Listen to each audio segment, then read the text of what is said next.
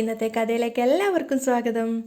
അങ്ങനെ പ്രകാശൻ കല്യാണിയുടെ അടുത്തും ദീപയുടെ അടുത്തും വന്നിട്ടാണ് ഉള്ളത്. കല്യാണിയുടെ അടുത്തൊരു ജോലിക്ക് എന്നുള്ള രീതിയിലാണ് വന്നിട്ടുള്ളത്. പക്ഷേ ഉദ്ദേശം മുഴുവൻ വിക്രത്തെ എങ്ങനെയെങ്കിലും ജയിലിൽ നിന്ന് ഇറക്കണം എന്നാണ്. അതുകൊണ്ട് തന്നെ അത് മനസ്സിലാക്കിയിട്ട് തന്നെയാണ് ദീപയും കല്യാണിയും സംസാരിക്കുന്നത്.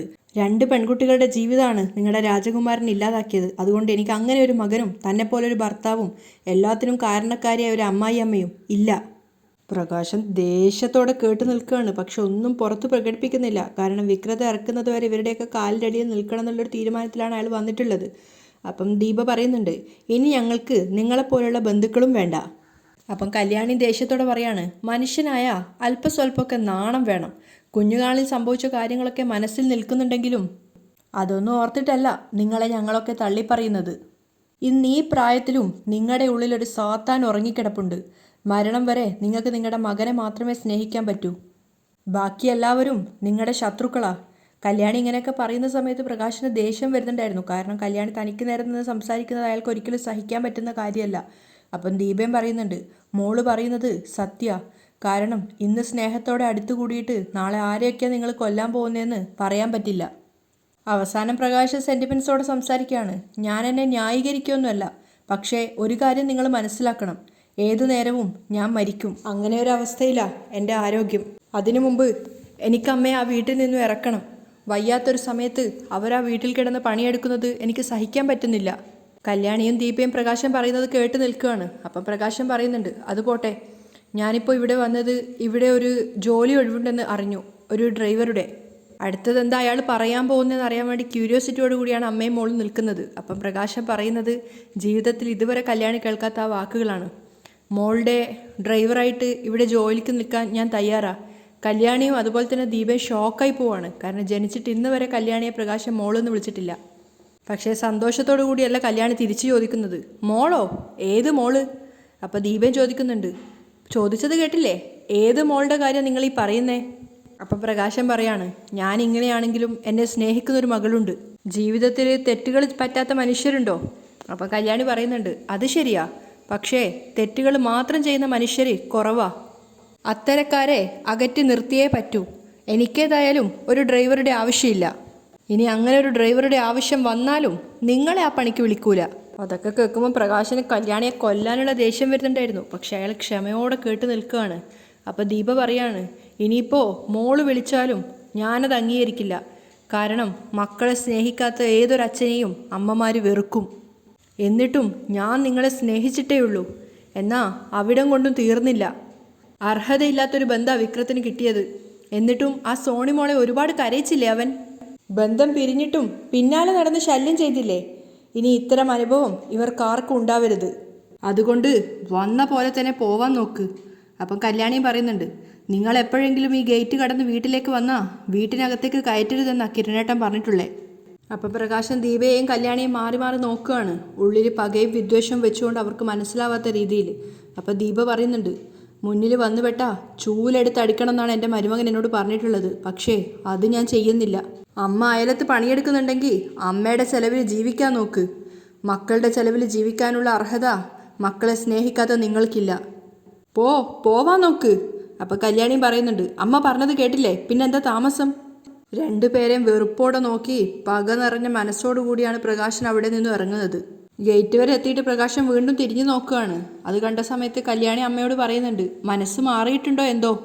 മോക്ക് എന്താ മോളെ, നമുക്കൊന്നുമില്ലാത്ത സമയത്ത് നമ്മളെ സഹായിച്ചവരാണ് കിരൺ മോനും അവൻ്റെ അച്ഛനും ഒക്കെ.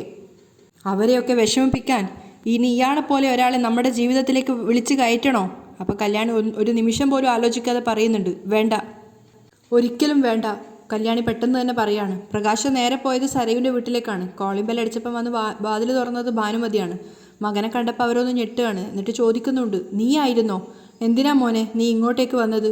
അപ്പം പ്രകാശം പറയുന്നുണ്ട്, അമ്മേ, ഞാൻ ഇങ്ങോട്ടേക്കായിട്ട് വന്നതല്ല, അയലത്തെ വീട് വരെ വന്നതാ. എന്തിന്? നമ്മുടെ ഇപ്പോഴത്തെ അവസ്ഥയിൽ എന്തെങ്കിലും ഒരു ജോലി എനിക്ക് വേണ്ടേ?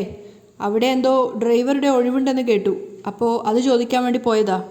അപ്പം അമ്മ ദേഷ്യത്തോടെ ചോദിക്കുകയാണ്, നിനക്ക് നാണം ഇല്ലടാ അവിടെ പോയി ജോലി ചോദിക്കാൻ?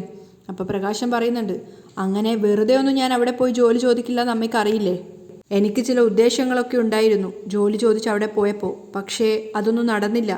എന്നെ ഏറ്റവും കൂടുതൽ ആട്ടിപ്പായിച്ചത് ആരാണെന്നറിയോ? അമ്മയുടെ മരുമോള്. അത് കേട്ടപ്പം ഭാനുമതിയും പറയുന്നുണ്ട്, അവളിപ്പോൾ വലിയ പത്രാസുകാരിയല്ലയോ. ഞാനിപ്പോൾ രാവിലെ ഇവിടുത്തെ മുറ്റം നോക്കിക്കൊണ്ടിരിക്കുമ്പോഴേ അവൾ എന്നെ കണ്ടപ്പോൾ മുഖം വെട്ടിച്ചൊരു പോക്കാ.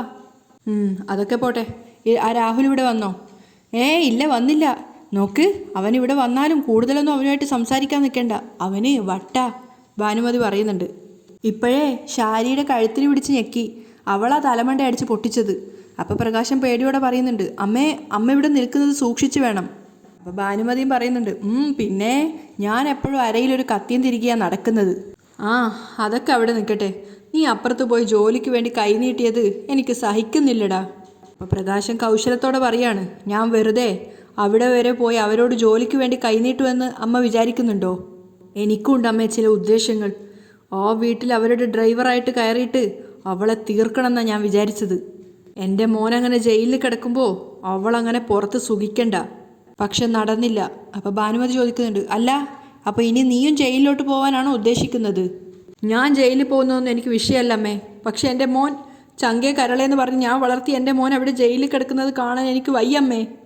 പിന്നെ അമ്മ ഇവിടെ കിടന്ന് കഷ്ടപ്പെടുന്നത്, ഞാൻ ജോലിയൊന്നും ചെയ്യാതെ അമ്മ ഇവിടെ കഷ്ടപ്പെടുന്നതൊന്നും എനിക്ക് സഹിക്കാൻ വയ്യമ്മേ. ഇതൊക്കെ അവസാനിപ്പിക്കണം. അതിനെന്താ ചെയ്യേണ്ടതെന്നാണ് ഞാനിപ്പോൾ ആലോചിക്കുന്നത്. അപ്പം ഭാനുമതി പുഞ്ചിരിച്ചുകൊണ്ട് പറയാണ്, അതൊന്നും നീ ഇപ്പോൾ ആലോചിക്കേണ്ട. നീ ഒന്ന് വിശ്രമിക്കടാ, നിൻ്റെ നെഞ്ചൊന്നും ശരിയായിട്ടില്ല. അതൊന്ന് ശരിയാവട്ടെ.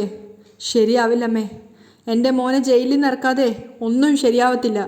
എല്ലാം ശരിയാവണമെങ്കിൽ എൻ്റെ മോൻ ജയിലിൽ നിന്ന് ഇറങ്ങണമേ. അതിനെനിക്ക് ജോലി വേണം. അതിനു വേണ്ടിയാ വിശ്രമമില്ലാതെ ഞാൻ അന്വേഷിച്ചുകൊണ്ട് നടക്കുന്നത്. അത് മാത്രമല്ല അമ്മേ, വയറ്റിൽ കിടക്കുമ്പം തന്നെ നമ്മൾ കൊല്ലണമെന്ന് ആഗ്രഹിച്ചവൾ പടർന്ന് പന്തലിച്ചുകൊണ്ടിരിക്കുക. അവൾക്ക് ഞാൻ വധശിക്ഷ വിധിച്ചു കഴിഞ്ഞു.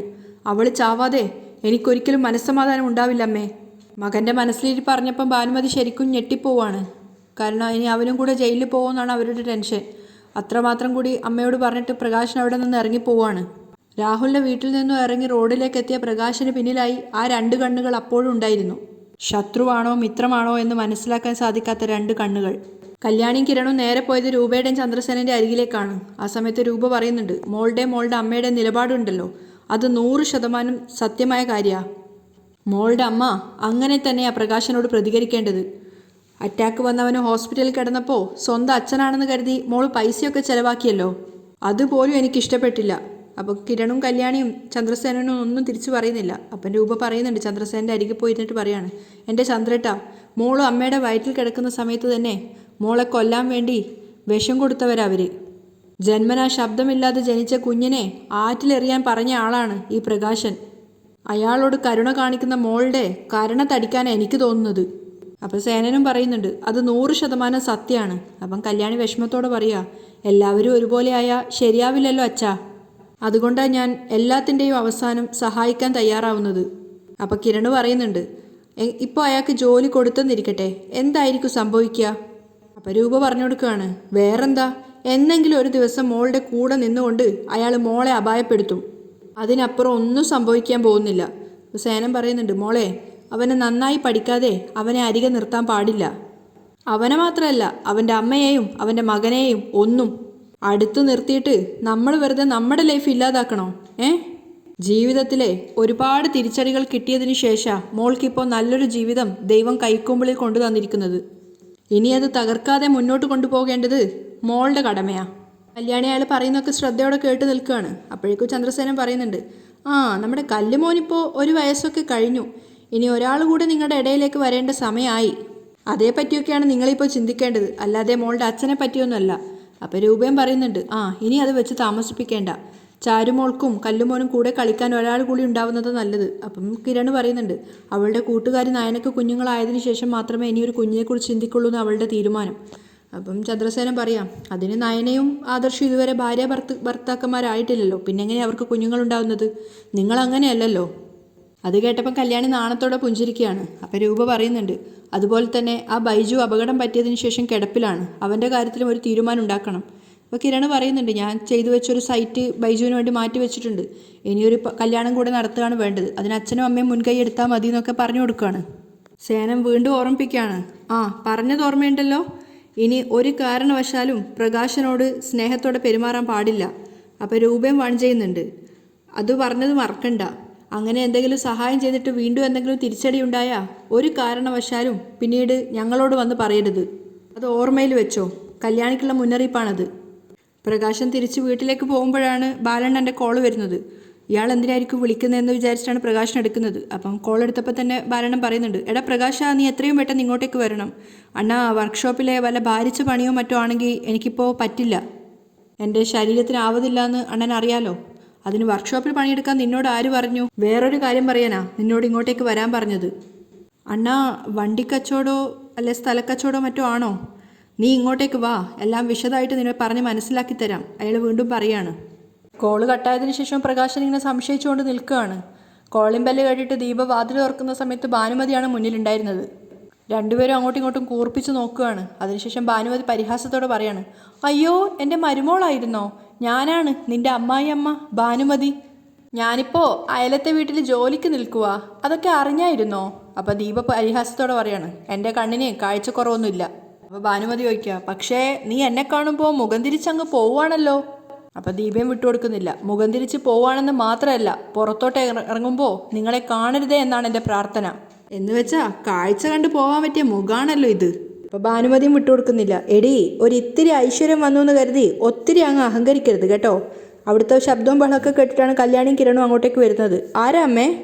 രണ്ടുപേരും അങ്ങോട്ടേക്ക് നോക്കുകയാണ്. അപ്പോൾ ദീപ പറയുന്നുണ്ട്, ദേ അയലത്തെ ജോലിക്കാരി വന്നിരിക്കുന്നു. അപ്പം ഭാനുമതി പറയുന്നുണ്ട്, ആ ഇപ്പോൾ അങ്ങനെയൊക്കെയാ പറയൂ. ഇവളുടെ അമ്മൂമ്മയാണെന്ന് പറയാൻ നിനക്ക് നാണക്കേടായി പോയല്ലേടി? അപ്പോൾ ദീപ ചോദിക്കുന്നുണ്ട്, ഞങ്ങളെ അപമാനിക്കാൻ വേണ്ടിയല്ലേ അവിടെ വന്ന് ജോലി ചെയ്യുന്നേ? ആ, എങ്കിൽ കണക്കായിപ്പോയി. അല്ല, ഇവിടെ വന്ന് ജോലി വേണമെന്ന് പറഞ്ഞാൽ നീയൊക്കെ നിൽക്കാൻ വിടുവോ? വന്നല്ലോ ഒരാൾ, ഇവളുടെ അച്ഛൻ, ഇവിടെ വന്ന് ജോലി വേണമെന്ന് പറഞ്ഞ് ഭിക്ഷക്കാരെ പോലെ യാചിച്ചല്ലോ. എന്നിട്ട് കൊടുത്തോ നീയൊക്കെ? അപ്പോൾ ദീപ പറയുന്നുണ്ട്, എന്തിനാ അയാൾക്ക് ജോലി കൊടുക്കുന്നത്? എന്തൊക്കെ സഹായങ്ങൾ ചെയ്തു? ഇപ്പോഴും ആശുപത്രി കിടന്നപ്പോൾ അവിടുത്തെ ബില്ലെല്ലാം അടച്ചത് കല്യാണി മോളാ. അപ്പം ഭാനുമതി മുഖം വീർപ്പിച്ച് കല്യാണിയെ നോക്കുകയാണ്. എന്നിട്ട് അതിൻ്റെ നന്ദി ഉണ്ടായോ അയാൾക്ക്? അപ്പോൾ ഭാനുമതി ദേഷ്യത്തോടെ മുഖം വീർപ്പിച്ച് നിൽക്കും. അപ്പോൾ കിരണ് പറയുന്നുണ്ട്, അതിന് അയാൾക്ക് ഇങ്ങനെ ഒരു മോളില്ലല്ലോ, ഇങ്ങനെ ഒരു ഭാര്യയോ ഇല്ലെന്ന് അയാൾ പറഞ്ഞിരിക്കുന്നേ. പിന്നെ എന്തിനാ ഇവിടെ വന്ന് ജോലി ചോദിക്കുന്നേ? കല്യാണിയും പറയുന്നുണ്ട്, അന്യരായ ആൾക്കാർക്ക് പോലും ജോലി കൊടുക്കാൻ പറ്റും, പക്ഷേ നിങ്ങളുടെ മോനെ വിശ്വസിച്ച് ഇവിടെ നിർത്താൻ പറ്റില്ല. ഭാനുമതി വിട്ടുകൊടുക്കുന്നില്ല. നീയൊക്കെ എന്തുവാടി ഇങ്ങനെ സംസാരിക്കുന്നത്? നീയൊക്കെ ഇനി എന്തൊക്കെ പറഞ്ഞാലും അവൻ നിൻ്റെ അച്ഛനും ഞാൻ നിൻ്റെ അമ്മൂമ്മയും തന്നെയാ. അത് കേട്ടപ്പോൾ കല്യാണി പരിഹാസത്തോടെ ചിരിക്കുകയാണ്. ദീപൻ ചോദിക്കുന്നുണ്ട്, എന്നു മുതലാണ് നിങ്ങൾക്കൊക്കെ അങ്ങനെ തോന്നി തുടങ്ങിയത്? എൻ്റെ മോള് മരിച്ചെന്ന് സങ്കല്പിച്ച് ജീവിക്കുന്നയാളാ മോളുടെ അച്ഛൻ. എന്നിട്ടിപ്പോൾ ഒന്നിനും ഗതിയില്ലാതായപ്പോൾ മോളെ വേണമല്ലേ? അപ്പോൾ കിരണ് പറയുന്നുണ്ട്, അയാളുടെ ഹോസ്പിറ്റലിലെ ബില്ല് പോലും നമ്മൾ ശരിക്കും കൊടുക്കാൻ പാടില്ലായിരുന്നു. പിന്നെ ഒരു ഗതിയും പരഗതിയില്ലെന്ന് കണ്ടപ്പോഴാണ് ഇവൾ സഹായിച്ചത്. എന്ന് വെച്ച് അതിനപ്പുറം സിമ്പതി ഞങ്ങൾക്ക് നിങ്ങളുടെ മോനോടും നിങ്ങളോടും ഉണ്ടെന്ന് കരുതി ഇവിടെ വന്ന് കൈനീട്ടണ്ട. അപ്പോൾ ഭാനുമതി പരിഹസിക്കുകയാണ്, അയ്യോ, അതുകൊണ്ടാണ് ഞാൻ അയലത്ത് പണിക്ക് വരുന്നത്. അതുകൊണ്ട് നിനക്കൊക്കെ കുറച്ചിലായാലും ശരി തന്നെ, ഞാൻ അവരുടെ എച്ചിൽ പാത്രം കഴുകാൻ തന്നെയാണ് വന്നത്. അപ്പോൾ ദീപ കളിയാക്കിക്കൊണ്ട് പറയുന്നുണ്ട്, കഴുകിക്കോ, അതിനതാരാ വേണ്ടെന്ന് പറഞ്ഞത്? അപ്പോൾ കിരണ് കളിയാക്കുക, നിങ്ങൾക്കൊരു കൊച്ചുമോനുണ്ടായിരുന്നല്ലോ രാജകുമാരൻ, അവന് ഭയങ്കര നാണക്കേടല്ലേ അവൻ്റെ അമ്മൂമ്മ വീട്ടു ജോലിക്കൊക്കെ പോകുന്നു എന്ന് പറയുമ്പോൾ? അപ്പം ഭാനുമതി ദേഷ്യത്തോടെ നോക്കുകയാണ്. അപ്പോൾ കല്യാണി കളിയാക്കുന്നുണ്ട്, അതിന് ആ രാജകുമാരൻ ഇപ്പോൾ രാജകൊട്ടാരമൊക്കെ വിട്ട് ജയിലിൽ അഴിയെണ്ണുവാ. അപ്പോൾ ദീപ പറയുന്നുണ്ട്, കല്യാണി ജീവിച്ചിരിക്കുമ്പോൾ തന്നെ നിങ്ങളുടെ മോൻ എത്രയോ തവണ അവളെ കൊന്നിട്ടുള്ളതാ. ഇങ്ങനെ ഒരു മോളുണ്ടെന്ന് തന്നെ അയാൾ ഒരാളോടും പറഞ്ഞിട്ടില്ല. ഇപ്പം അത് തന്നെയാണ് വിക്രത്തിൻ്റെ കാര്യത്തിൽ ഞാനും പറയുന്നത്, അങ്ങനെ ഒരു മകൻ എനിക്കില്ലാന്ന്. എന്നെ സംബന്ധിച്ചിടത്തോളം അവൻ മരിച്ചുപോയി. കണ്ണിച്ചോരയില്ലാത്ത അമ്മയെ ഞാനെന്ന് പറഞ്ഞോ, എന്നാലും കുഴപ്പമില്ല. പാവപ്പെട്ട പെൺകുട്ടികളുടെ ജീവിതം തകർക്കുന്ന, അവരെ കരയിക്കുന്ന ഒരുത്തനെ എനിക്ക് മകനായിട്ട് വേണ്ട. അതുപോലെ തന്നെ എൻ്റെ മോളുടെയും മരുമകൻ്റെയും മുന്നിൽ വന്ന് നിന്ന് ഇനി ജോലിക്ക് തെണ്ടരുതെന്ന് പറയണം പ്രകാശനോട്. ഇതൊക്കെ കേട്ടപ്പോൾ ഭാനുമതിക്ക് അങ്ങ് പ്രഷർ കയറുകയാണ്. എടീ, നീ നോക്കിക്കോ, നിനക്ക് ഇനിയും ജീവിതം ബാക്കിയാ. ആ ബാക്കിയുള്ള ജീവിതത്തിൽ നീ ഇരുന്ന് നിരങ്ങും. ദീപയും വിട്ടുകൊടുക്കുന്നില്ല. ഓ ആയിക്കോട്ടെ. അത് കേട്ടപ്പോൾ കിരണാണ് പ്രതികരിക്കുന്നത്. വയസ്സിപ്പോൾ 10-25 ആയില്ലേ? ആ സമയത്ത് കൈയും കാലും ഒന്നും അനങ്ങാതെ വരുമ്പോൾ ജയിൽ പുള്ളിയും അവൻ്റെ അച്ഛനൊന്നും നിങ്ങളെ നോക്കുമെന്ന് പ്രതീക്ഷിക്കണ്ട. അതുകൊണ്ട് നിത്യേന അന്നദാനം കൊടുക്കുന്ന ഏതെങ്കിലും ഒരു അമ്പലം കണ്ടുവച്ചോ, അതായിരിക്കും നിങ്ങൾക്ക് നല്ലത്. ഇനി എന്തായാലും നിൻ്റെ ഒന്നും മുന്നിൽ കൈനീട്ടി ഞാൻ വരത്തില്ല. എടീ ചിത്രകാരി, നീയും പടമാകുന്നൊരു ദിവസം വരും, ഒരു ദിവസം. കല്യാണോട് വെറുപ്പോടെ സംസാരിക്കുകയാണ്. നിൻ്റെ അമ്മ പറഞ്ഞല്ലോ ഞാൻ അമ്പലനടയിൽ പോയി ഇരിക്കുന്നു. അതിനു മുമ്പ് അതേ അമ്പലത്തിൽ നിങ്ങൾ 3 പേരും ചെന്ന് കരഞ്ഞ് പ്രാർത്ഥിക്കുന്നത് കാണാനുള്ള ഭാഗ്യം എനിക്കുണ്ടാവും. കരിനാക്കെന്ന് പറഞ്ഞാലേ ഒന്നൊന്നര കരിനാക്കായത് എന്നും പറഞ്ഞ് അവർ നാവ് നീട്ടി കാണിക്കുകയാണ്. നീയൊക്കെ ഓർത്തിരുന്നോ എന്ന് വെല്ലുവിളിച്ചുകൊണ്ട് തിരിച്ച് ദേഷ്യത്തോടെ അവിടെ നിന്ന് ഇറങ്ങിപ്പോകുന്നുണ്ട്. ഭാനുമതി പോയിട്ട് അവർ 3 പേരും അവിടെ തന്നെ നിൽക്കുകയാണ്. അങ്ങനെയാണ് ഇന്നത്തെ എപ്പിസോഡ് വൈൻഡപ്പ് ചെയ്യുന്നത്.